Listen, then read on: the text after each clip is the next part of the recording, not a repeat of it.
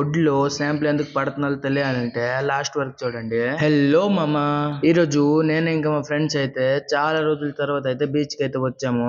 ఎందుకంటే మామా, నదిలో నీరు ఉంటది కదా, ఆ నీరు సముద్రం కి అయితే వదులుతున్నారు. అదే చూడ్డానికి అయితే వచ్చాము.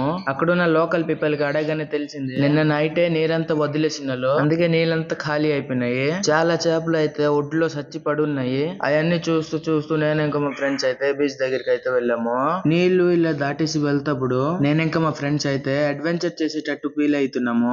మా ఫ్రెండ్స్ అయితే మంకీ గెంతే టైప్ గెంతున్నారు. ఇలా అడ్వెంచర్ చేసేటప్పుడు మా ఫ్రెండ్ ఒకడైతే కింద పడిపోయాడు. ఆ వీడియో అయితే తెలియదు మామా. చాలా రోజుల నుంచి నీళ్ళు ఇక్కడ స్టోర్ అయికొని ఉన్నాను. దానికోసమే ఇక్కడ చాలా బ్యాడ్ స్మెల్ వస్తుంది మామా. ఎక్కడికి వెళ్ళినా మా ఫ్రెండ్ గారు అల్లరి మాత్రం అస్సలు తగ్గదు. అలా అల్లరి చేస్తూ చేస్తూ మేమైతే సముద్రం ఒడ్డుకి అయితే వచ్చేసాం మామా. ఇక్కడ చాలా మంది అయితే ఫిషెస్ పడుతున్నారు. సముద్రం నీళ్ళంతా చాలా నల్లగా ఉన్నాయి మామా. అక్కడ ఫిష్ పట్టే వాళ్ళకి అడగగానే తెలిసింది కదా, నదిలో నీరు చాలా రోజుల నుంచి స్టోర్ అవగానే ఆ నీరేమో నల్లగా అయిపోయినది. వల వేయడం చూడ్డానికి మేమైతే అప్పటి నుంచి వెయిట్ చేస్తున్నాము.